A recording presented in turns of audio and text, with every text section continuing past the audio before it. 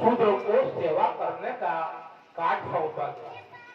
उस परिस्थिति में वह व्यक्ति कितना कर्म योगी था जो अपने ठान लिया तो अपने तपस्या के बल पर हम तो आदर से उनका नाम लेते हैं, लेकिन वो लोग भी मन में गाली पड़ते हैं, लेकिन आपके बीच में आकर के डर के मारे वो भी भीमराव अम्बेडकर कहने का साहस करते हैं। यह हमारी सबसे पहली जीत कि जो आप भी हमको भी हमारे पूर्वज को कम से कम बेमन से ही भीमराव अम्बेडकर कहने का काम कर रहे हैं। दोस्तों, भीमराव अम्बेडकर जी ने जो संविधान में जो हमको अधिकार दिया, उन अधिकारों पर कुठाराघात किया जा रहा है। संविधान को खतरे में डाल करके हमको जो आरक्षण मिला हुआ है उसको समाप्त करने की साजिश की जा रही है और कुछ को समाप्त कर दिया गया, कुछ को समाप्त कर दिया गया। हम आप समझ नहीं, आप इसमें जो पढ़े लिखे नौजवान होंगे चाहे जो नौकरी पेशा में होंगे, ये 14 में जो आए उससे पहले जो आरक्षण में व्यवस्था था कि जो जिन विभागों में रिक्तियां निकलती है तो जो आरक्षण का सीमा है उसका एक निर्धारित कोटा होता था कि अति पिछड़ा के लिए इतना सीट, अनुसूचित जनजाति के लिए इतना सीट, महादलित के लिए इतना सीट और पिछड़ा वर्ग के लिए इतना सीट। तो 49% कम मिलाकर के हमको जो आरक्षण, तो हम उसमें हमको जो कोटा मिलता था तो वो तो कोटा में हम जाते ही थे, लेकिन उसके अलावा जो हमारे मेधावी होनहार जो बच्चे थे, जो छात्र थे, वे अपने दम पर जो समान कोटि का जो कट ऑफ मार्क्स था, जो रैंक था, उसको प्राप्त करते थे तो समान कोटि में जाते थे। ये मोदी सरकार सबसे पहले हम गरीबों के, हम छात्र नौजवानों के हक पर कुठाराघात किया कि जो उसने लिमिट कर दिया कि आप में कितने भी योग्यता है, लेकिन आप समान कोटि में नहीं जाएंगे, आप आरक्षित कोटि में ही रह जाएंगे। तो हम जो 90% लोग हैं वो आरक्षण के सीमा में रहे और जो 10% लोग रहे वो पूरा समान कोटि में भर करके और जो है सो मैंने नौकरी करी। यह सबसे बड़ा कुठाराघात सबसे पहले या मोदी सरकार, उन्होंने कहा 14 में कि हम प्रत्येक साल 2 करोड़ लोगों को नौकरी देंगे।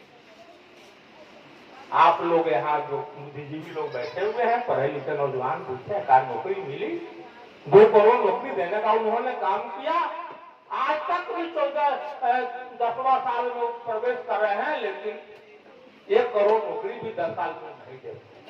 तो दोस्तों, वो संविधान को में जो हमको जो अधिकार मिला हुआ है उस पर धीरे धीरे कुठाराघात करके और हमारे साजिश करके हमको हमारे अधिकार से हमको वंचित किया जाए। इसलिए राष्ट्रीय जनता दल के जो राष्ट्रीय अध्यक्ष माननीय लालू प्रसाद यादव जी हैं, उन्होंने 2 बातें कही कि संविधान खतरे में है और लोकतंत्र खतरे में। अब देखिए, संविधान जो खतरा में है उसके बारे में हम बतला रहे हैं कि क्या संविधान की क्या स्थिति है। अब लोकतंत्र को देखिए, जो देश का एक पहला मामला होगा तो लालू प्रसाद देश को बिहार नहीं 1990 में जब आए तो बिहार नहीं पूरा देश को जगाने का काम किया, लोगों के मनोबल को ऊंचा करने का काम किया, लोगों को सिर लगाकर चलने का जो है साहस दिया। जो लोग जो किसी के सामने बैठ नहीं पाता था उसको बराबरी बैठने का दर्जा दिया। उस आदमी को साजिश के तहत जो आदमी जब उसमें किसी तरह की गड़बड़ी की आशंका हुई तो जो आदमी ने जांच का आदेश दिया, जिस आदमी ने उस पर FIR करवाया, तो उनसे जो आज तक भारत में कोई ऐसा केस नहीं मिलेगा। तो केस को बता दे कि जो मुद्दई हो जो केस का जांच का आदेश दे उसी को मुदाला कर दिया जाए और जो जो दोषी है उसको जेल से बाहर कर दिया जाए, उसको इसको अंदर कर दिया। वो अंदर चारे घोटाले में नहीं हुए, उनको अंदर किया गया। गरीबों के जवाब को जो वो वे गरीबों के जो उत्थान में जो लगे हुए थे, उस उत्थान के मार्ग को अवरुद्ध करने के लिए उनको जेल में डाला। दोस्तों, जब पिछले महीने जब यहाँ महागठबंधन का भारत वर्ष के नेताओं का जब ऐसी हुआ है, जुटान हुआ है, मोदी के खिलाफ जब लड़ने की एक रणनीति बन रही है, जिसकी बैठक फिर दोबारा होने जा रही है, तो उन्होंने दो काम तुरंत कर दिए। देखा कि इसके पहले ही दोनों कामों कर दो कहीं पर कुछ हो जाए। तो एक तो काम किया कि महाराष्ट्र में जो है तो सरकार को उसी को तोड़ करके अपने में मिला लिया, और दूसरा काम यहाँ किया है, न कुछ मिला है जो नौजवान जो देश बिहार का होनहार है, जो बिहार का जिसको बिहार के आम जनता का जिस पर आशा है, भरोसा है, नाज है, तेजस्वी प्रसाद यादव, आज आप अखबार में कहते होंगे उसको भी मुदाले बना।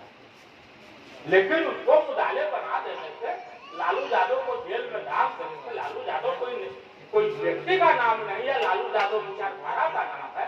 और लालू यादव वह व्यक्ति, उस वंशज का व्यक्ति है जो आपके मान सम्मान की रक्षा के लिए अपना सब कुछ न्यौछावर कर देगा, पूरा खानदान उसका जेल में चल जाएगा, लेकिन आपके मान सम्मान पर हाथ नहीं आने देगा। वह नाम लालू यादव और वह लालू यादव। इसीलिए कहा है, हमारे वंशज का एक इतिहास है कि मुझे है अभिमान उस बाने पर, जदू कुल प्राणी पर, वह सत्ता अपमान नहीं, जो दूध पिया जमुरानी का, जो ध्वज का दूध पीने वाला आदमी। बिहार में चाहे हिंदुस्तान के अंदर किसी भी गरीब कोटि पर कोई भी अत्याचार होगा, वह चुप नहीं रहेगा और समाज को जागृत करेगा, शिक्षित बनाने का प्रयास करेगा। तो लालू, यदि भीमराव अम्बेडकर ने हमको जो 3 मंत्र दिया कि शिक्षित बनो, शिक्षा को प्राप्त करो, इसके बाद संगठित हो और संगठन के माध्यम से अपने अधिकार के लिए संघर्ष करो, जिस बात को हमने भीमराव अम्बेडकर साहब ने हमको शिक्षा दिया, उसी शिक्षा पर चल करके 1990 में जो आदमी बिहार का मुख्यमंत्री बनता है, तो अब क्या कहता है, घोंघा छोड़ने वालों, एक बकरी चराने वालों, एक गाय चराने वालों, पढ़ना सीखो, लिखना सीखो, पढ़ना सीखो, लिखना सीखो। वह लालू यादव। तो हमको किसी के बहकावे में नहीं जाना। या मोदी डीजल और इसी का लोग बात किया, अरे जिस समय 500 रुपये गैस सिलेंडर का दाम था, तो उस समय 224 या 324 रुपया उस पर सब्सिडी भी मिल रहा। आज जब 1250 रुपया इनके 9 साल में जब दाम बढ़कर 3 गुना बढ़कर 1250 रुपया हो गया, तो क्या किसी को 1 कौड़ी सब्सिडी मिलता है क्या? कह रहा है कि हम 2 दिन पहले अखबार में देखा था कि मोदी जी ने कहा कि हम 50,000 पर मंथ रुपया एक किसान को खर्च करते, और किसान को खेती करने के लिए डीजल जो 55 रुपए था पहले 100 रुपए हो गया।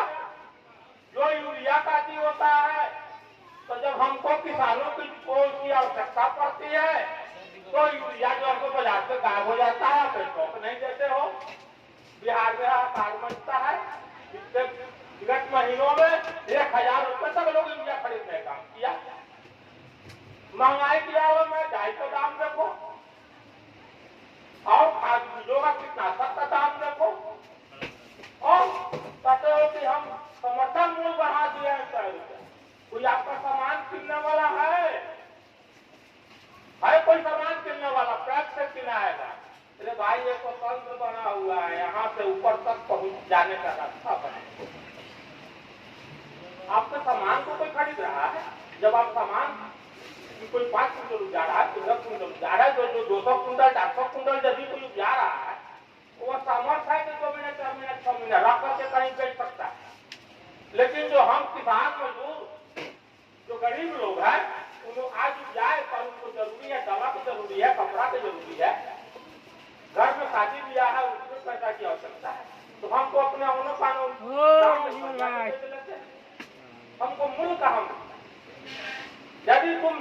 किसान की टैक्सी से बोला तो हर पंचायत में तो अभी ना तो पापा तुम पापा तो एक सप्ताह बाद 50 लाख का यदि तुम बहुत बड़ा बड़ा गोदाम बना देता, वहाँ अपना आदमी रख देता, हम अपने उपज को वहाँ ले जाके तौल देते, अब तुम हमको पैसा दे देता, तो हमने हमको वाजिब था। तो यह सरकार इसको न किसानों से मतलब है, न नौजवान से मतलब है, न गरीब से मतलब है। इसको मतलब जब आप बात चलाइएगा तो हिंदू हमने मंदिर बनवा दिया इतना 1000 करोड़ रुपया का, अरे मंदिर बन गया, हमका कोई हम भगवान को नहीं मानते हैं, हम भगवान को पूर्ण आस्था रखते हैं, हम उनकी पूजा करते हैं, इबादत करते हैं घर में।